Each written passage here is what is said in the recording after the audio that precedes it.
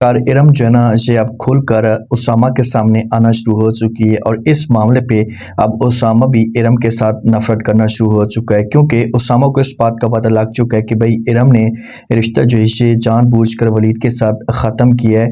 इसके पीछे इरम की साजिश थी। तो क्या उसामा जोगा से इरम को मना करने की कोशिश करेगा या इरम जोगी से उसामा के ऊपर किसी किस्म का कोई बड़ा प्रेशर डाल सकती है। आने के साथ में आप लोगों को दिखाया जाएगा कि जब से जो राशिद साहब गए हैं तो उसके बाद नूर को इस मामले पे दुख होता है और ये राशिद को बात करती है उसामा के साथ। इससे कहती है कि हमें राशिद वालों के घर में जाना होगा और जाकर जो इरम की माँ का माइंड क्लियर करना होगा, क्योंकि वो आपके साथ भी नफरत करती है और ये सब कुछ मुझे अच्छा नहीं लगता। ये बातें उसामा सुनते थे, फ़ौरन जवाब देते तो कहते हैं कि जी बिल्कुल आप ठीक कह रही हैं, हमें जो ऐसा करना होगा। जब से दोनों यहाँ से तैयार होते हैं, निकल पड़ते हैं।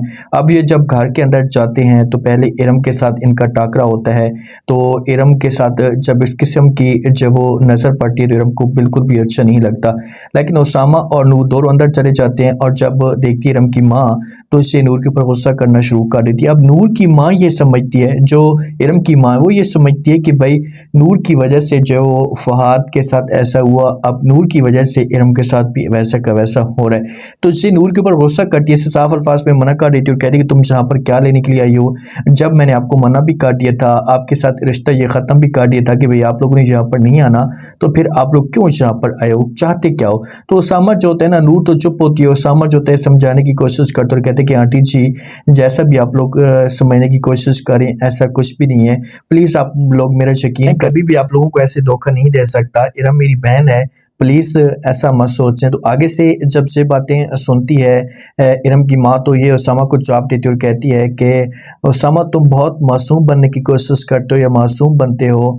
फ़ात के मामले पे भी आपने उस रात कुछ मासूम बनने की कोशिश की, चालाकी दिखाई और मैंने जो वो तरस खा लिया और मैं वेट करती रही, लेकिन फ़ात आज तक वापस नहीं आया और आज भी तुम मासूम बन रहे हो और तुमने जो वो सच अपने आप को साबित करने की कोशिश की है।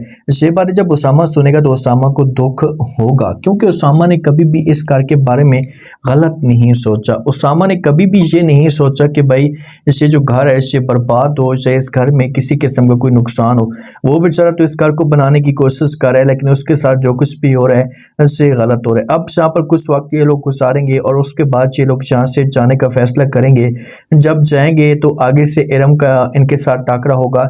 उसामा तो किसी किस्म की कोई बहस नहीं करेगा, उसामा तो गुस्से से चला जाएगा, लेकिन नूर रुक जाएगी। नूर जोगी से समझाने की कोशिश करेगी इरम को, इससे बोलेगी कि देखें कि आप जो कुछ भी कर रही हैं इससे आप गलत कर रही हैं, अपने माइंड को आप क्लियर करें और ऐसा की सोच रखना छोड़ दें, इससे आपको सिर्फ और सिर्फ आपको नुकसान होगा, किसी को नुकसान नहीं होगा। देखिए कि कभी भी उसामा आपका नहीं हो सकता और आपने जो रिश्ता तोड़ा है ना, इससे भी सब कुछ खोलकर आ चुका है। तो ये बात इरम सुनती है तो इरम जो होती है इसे नूर को बड़ा तगड़ा जवाब देती है। इससे कहती कि आपने जो कुछ किया इससे आपको कुछ भी नजर नहीं आता कि आपने किसी किसी ज़िंदगी बर्बाद की है। आपने जो वो मासूम आप बनी और फहाद को आपने इसी वजह से रस्ते से हटाया कि आप जो वो उसामा के साथ शादी करना चाहती थी। तो यहाँ पर नूर को तकलीफ होगी, क्योंकि नूर ने कभी भी ऐसा नहीं सोचा था, ऐसा नूर के दिमाग के अंदर कभी भी ये बात नहीं थी। ये घर के अंदर जाएगी तो उदास रहना शुरू कर देगी, चेहरे के ऊपर परेशानी होगी कि शायद इरम ने ये क्या कह दिया, मैं तो मोहब्बत करती थी फात के साथ और मैं हमेशा उसके साथ रहना चाहती थी।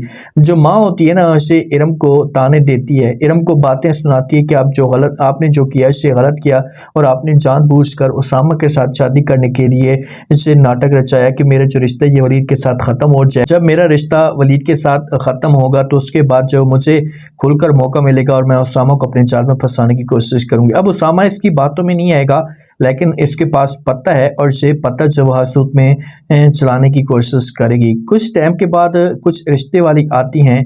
अब माँ चाहती है कि जल्दी से इरम की शादी हो जाए ताकि एक नया बहरान घर के अंदर खड़ा ना हो जाए। तो जब रिश्ते वाले आते हैं तो इरम जो होती है ना उनके साथ बदतमीजी करती है, अपना जो रवैया है उनके साथ ठीक नहीं करती। तो ये सब कुछ अच्छा नहीं लगता आगे से उस रिश्ते वाली को, तो ये ताने देना शुरू कर देती और कहती है कि पहले भी आपका जो रिश्ता है ये इसी वजह से ख़त्म हुआ है आपकी से जो बदजुबान है, अब हर वक्त यही ज़ुबान यूज़ करती रहती हैं।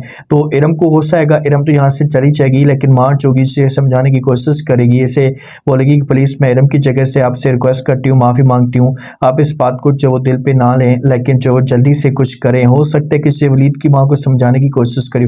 अब क्या होगा, क्या इरम की शादी हो पाएगी? देखें कि माँ तो पूरा जोर लगा रही है, माँ तो पूरी कोशिश कर रही है कि बस इरम की शादी हो, किसी के साथ भी हो, इरम यहाँ से चली जाए, अपने घर को और जाए, ताकि अपनी ज़िंदगी में सुकून के साथ रहे।